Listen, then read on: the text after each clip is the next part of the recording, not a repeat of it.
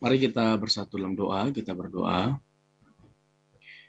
Terima kasih ya Tuhan buat kesempatan ini, dan biarlah kiranya Tuhan memberkati setiap kami dengan kebenaran firman-Mu, yang olehnya hidup kami dapat diubahkan. Dalam Kristus Yesus Tuhan, kami yang hidup, kami bersyukur dan berdoa. Amin. Pagi ini saya akan menyampaikan satu renungan dengan judul Kasih sebagai yang terutama. Kasih sebagai yang terutama.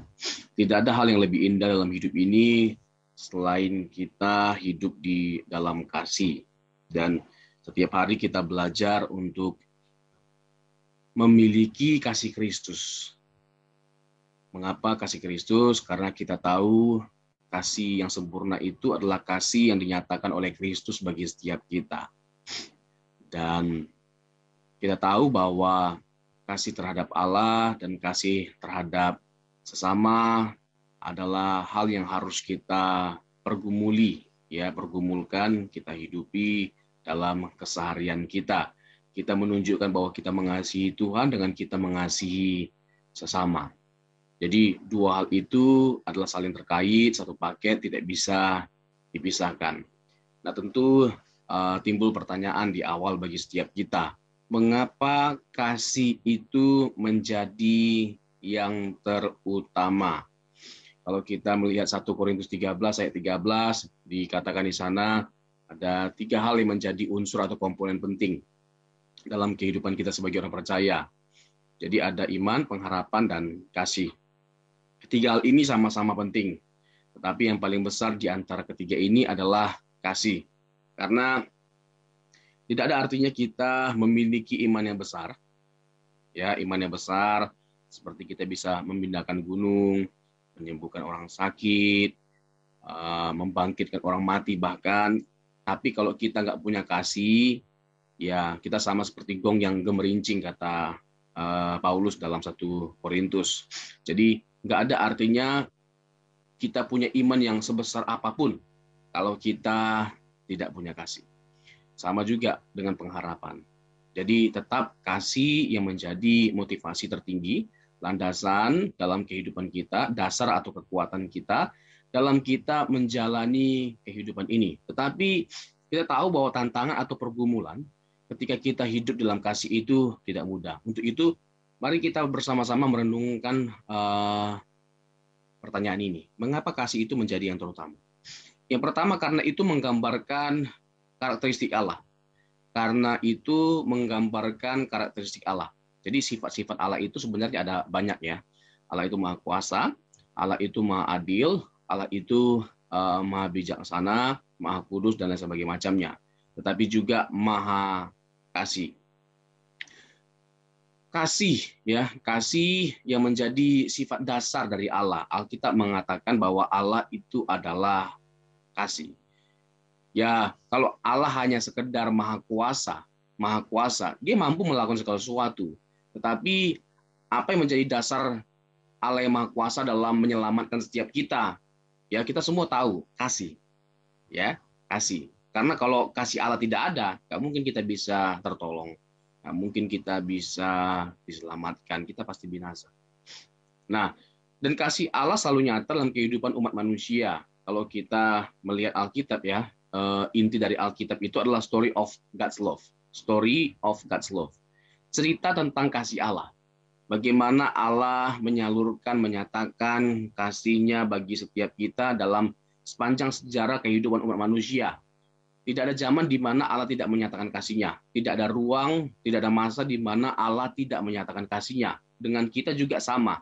Ya, kalau kita hidup tanpa kasih Allah, nggak mungkin kita bisa hidup. Jadi keberadaan kita hari ini pun itu adalah bukti dari cinta kasih Tuhan yang begitu besar. Dan cinta kasih Tuhan yang sempurna, cinta kasih Tuhan yang terbesar dalam kehidupan kita, kisah kasih terbesar Allah dalam kehidupan kita, telah terungkap, telah dinyatakan 2000 tahun yang lalu melalui karya salib. Nggak jadi kurang kasih Allah bagi setiap kita hanya karena hari ini kita nggak ditolong dari sakit kita, nggak ditolong dari ekonomi kita yang sedang krisis, atau nggak mendapatkan jawaban dari apa yang kita minta. Nggak kurang kasih Tuhan.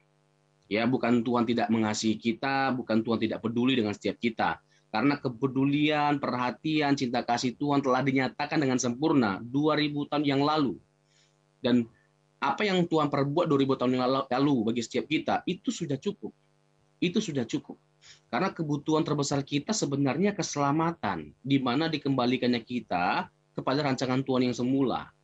Ya, dengan hubungan kita diperbaiki oleh Tuhan, dengan hidup kita sudah ditebus, kita kembali ya bisa memperjuangkan rancangan Tuhan yang semula, di mana kita bisa hidup sesuai dengan kehendak Tuhan, kita bisa bersekutu dengan benar dengan Tuhan, kita bisa menjalani kehidupan yang indah, kita bisa mencerminkan kehidupan surgawi karena kita adalah anak-anak Allah. Nah, jadi apa yang Tuhan sudah lakukan, ya, itu sudah cukup 2000 tahun yang lalu bagi setiap kita. Bukan berarti bahwa apa yang kita mintakan hari ini itu tidak dijawab oleh Tuhan atau tidak bisa Allah kerjakan apa yang kita minta. Oh, sangat bisa. Tetapi hendaknya kita menyadari bahwa dijawab atau tidaknya doa kita itu bergantung Tuhan, bukan bergantung kita. Ya, iman itu menjadi syarat ya untuk kita menerima ya jawaban dari Tuhan. Tetapi iman bukan segala-galanya. Tetap kehendak Tuhan itu adalah segala-galanya dalam kehidupan kita. Orang-orang yang hidup dalam kasih akan memahami hal ini. Dia akan bisa dengan benar menyikapi ya ketika Tuhan tidak menjawab doanya. Dia tidak menjadi marah, dia tidak menjadi kesal, tidak menjadi frustasi, tidak menjadi stres, nggak meninggalkan Tuhan hanya karena apa yang dia minta itu tidak dijawab oleh Tuhan. Luar biasa. Luar biasa. Tapi memang saya menyadari hal itu tidak mudah. Hal itu tidak mudah, tapi bagaimanapun Tuhan pasti menghibur kita, ya Tuhan pasti menyertai kita dalam kita melewati masa-masa sukar hidup kita, dalam tumbuh kembang iman kita, ya sehingga kita tetap bisa belajar dan memetik pelajaran yang baik, pelajaran yang mahal dari setiap proses kehidupan yang kita jalan. Jadi kasih Allah selalu nyata. Ya, setiap kisah dalam Alkitab sekali lagi itu adalah tentang kisah cinta Allah bagi setiap kita. Ya, Allah selalu menyatakan perhatian bagi setiap kita, dimulai dari ya penciptaan ya, diciptakan kita, semuanya itu dilakukan karena Dia mengasihi kita. Nah, kasih Tuhan itu nggak berhenti dengan Dia menciptakan kita doang. Ya, Dia memelihara kita. Pemeliharaan Tuhan itu sempurna dan itu adalah bagian dari cinta kasih Tuhan. Bahkan ketika manusia telah jatuh dalam dosa, nggak wajib bagi Allah untuk menyelamatkan setiap kita. Yang wajib adalah Dia menghukum kita. Tetapi dengan Dia menyelamatkan kita, hal itu membuktikan bahwa Dia sungguh-sungguh mengasihi kita. Luar biasa kasih Tuhan. Ya, nggak berhenti kasih Tuhan hanya karena kita telah jatuh dalam dosa. Dia menyelamatkan setiap kita dengan menyatakan janji keselamatan. Kejadian 3 ayat 15. Bahkan bukan main-main, bukti yang menunjukkan kasihnya itu begitu luar biasa, yaitu dengan dipersembahkannya anaknya yang tunggal. Yohanes 3 ayat 16, Galatia 4 ayat 4, Galatia 3 ayat 15 dan 16. Ya, jadi nggak bisa kita gambarkan dengan kata-kata kekaguman kita kepada Tuhan. Tadi lagu-lagu yang diangkat itu lagu-lagu yang menceritakan tentang kekaguman kita akan Tuhan. Sambil kita nyanyi tadi, ya saya mengingat semua kebaikan Tuhan yang begitu luar biasa. Tadi saya merenungkan terkait dengan kepergian abang saya, yang mana memang berat sekali beberapa waktu yang lalu, dan ini memang betul-betul menjadi tahun terberat bagi saya dan keluarga saya.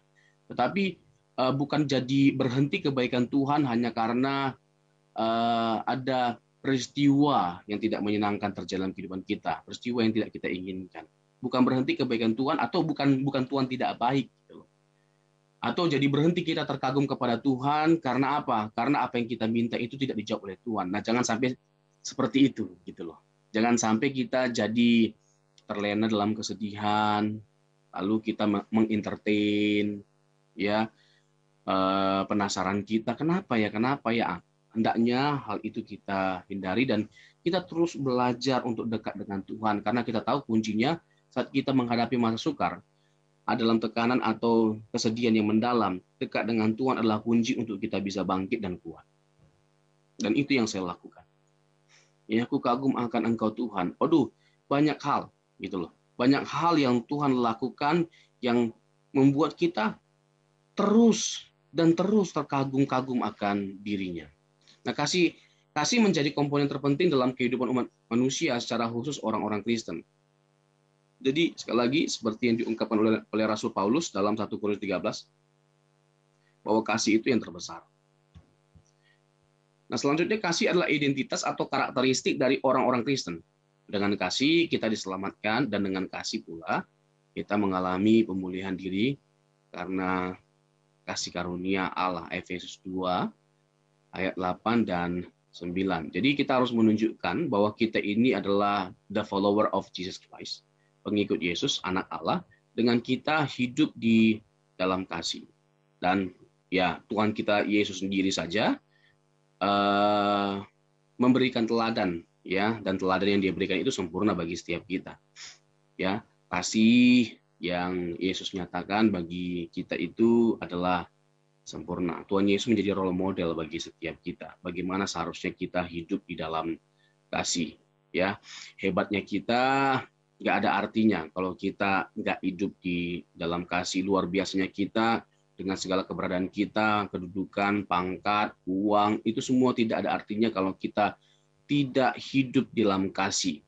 Ya, yang membuat kita hebat secara khusus di mata Tuhan itu karena kita belajar hidup di dalam kasih. Dan berita baiknya, semua orang itu bisa hidup dalam kasih. Ya, semua orang itu bisa melakukan tindakan kasih. Itu hanya masalah hati. Itu hanya masalah motivasi dan prinsip. Ya, bagaimana kita punya prinsip dan motivasi yang benar dalam kita melakukan segala sesuatu dengan menjadikan kasih sebagai landasannya. Nah, Paulus mengingatkan dan mendorong kita agar menjadikan kasih sebagai pengikat yang mempersatukan dan yang menyempurnakan. Gak ada sebenarnya yang bisa mengikat kita, apalagi dalam perbedaan, selain kasih. Kita boleh berbeda-beda, tapi kasih mempersatukan. Nah, ini dia, indahnya kasih itu begitu. Dia mampu mempersatukan kita saat atau di tengah perbedaan yang ada. Ya, perbedaan itu adalah sebuah keniscayaan dan bukan jadi tidak indah hanya karena berbeda. Jadi tidak indah dalam perbedaan karena apa? Nggak ada kasih di sana. Dengan tidak ada kasih, nggak ada toleransi. Toleransi kehilangan makna kalau nggak ada perbedaan. Tetapi bagaimana mungkin kita bisa ada toleransi kalau nggak ada kasih? Jadi betul-betul powerful sekali, ya, dampak atau kekuatan dari kasih itu. Ya, tapi disitulah kita bergumul.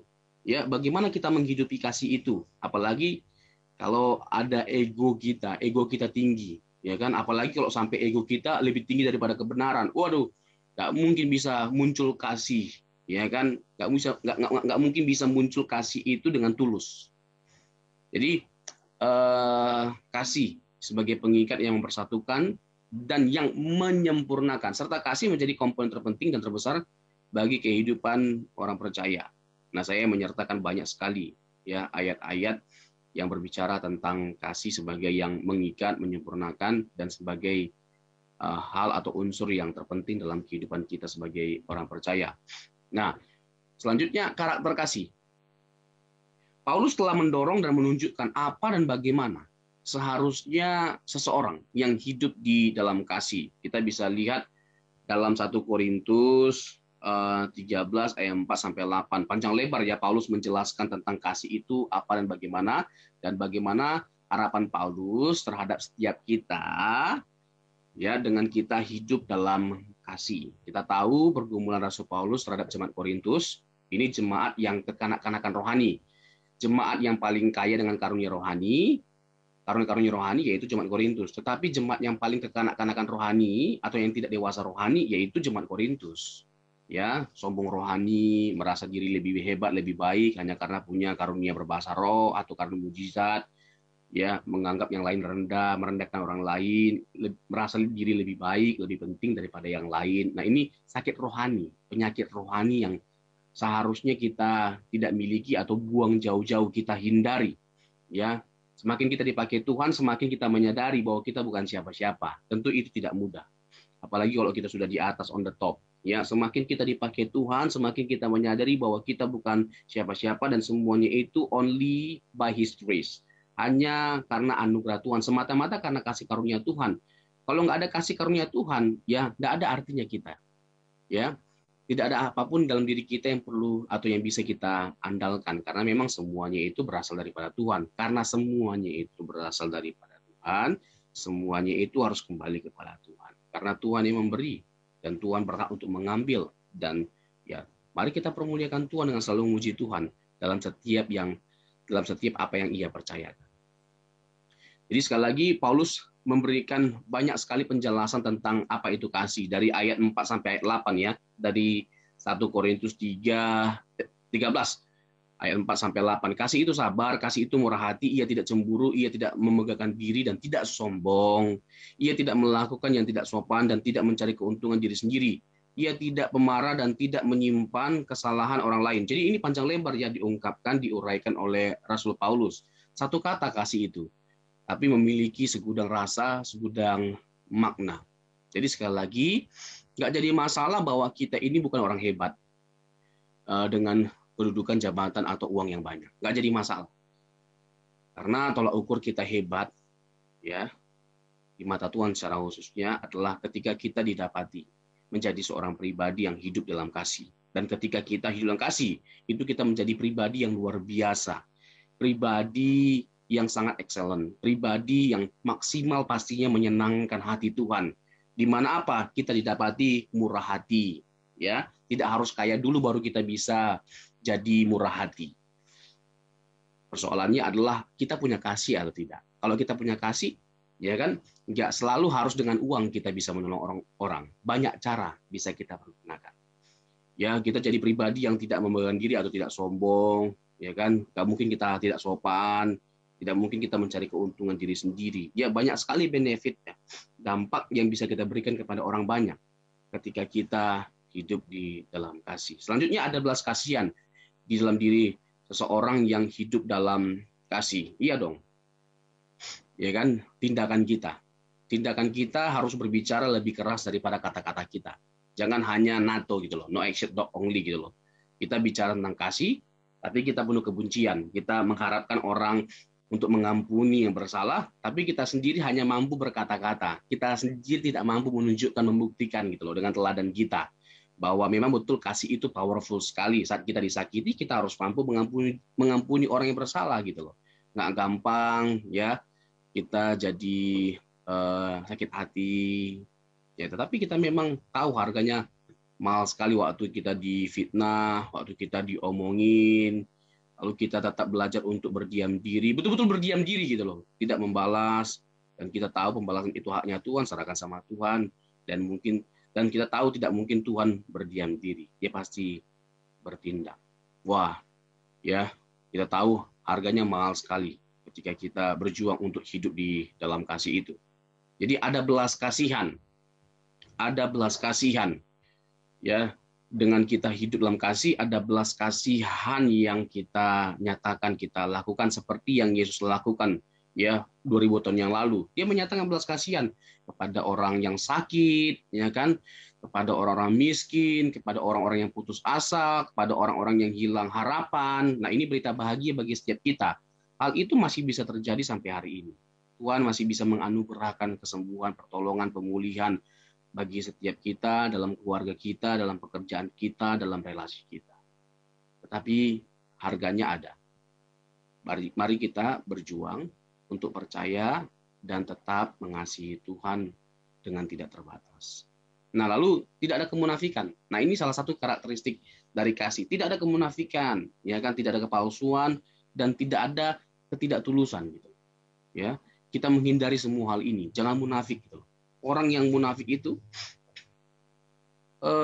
tidak mungkin bisa dengan tulus gitu loh menyatakan kasih gitu.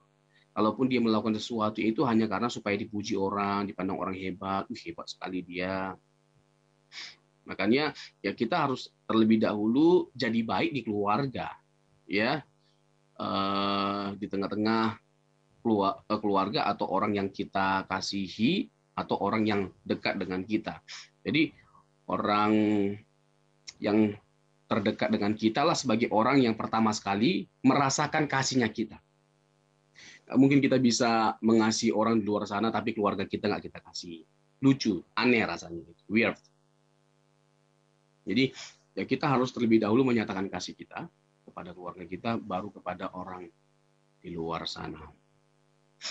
Jadi banyak hal yang bisa kita lakukan ketika kita menjadi pribadi yang hidup di dalam kasih dan kasih Kristus yang menjadi motivasi terdalam, ya, kasih Kristus yang menjadi pergumulan setiap kita dari hari ke hari.